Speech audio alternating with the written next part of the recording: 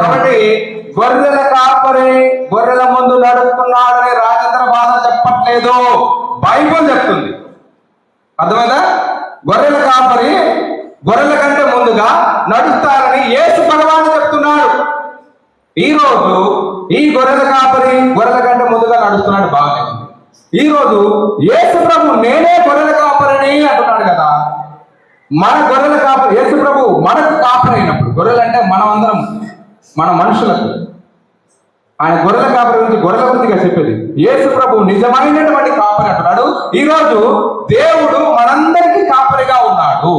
దేవుడు మనకంటే ముందుగా నడుస్తున్నాడు.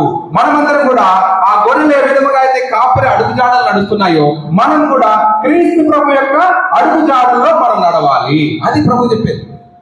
కాబట్టి ఈరోజు దేవుడు మనందరికంటే ఆదర్శంగా ఉన్నాడు.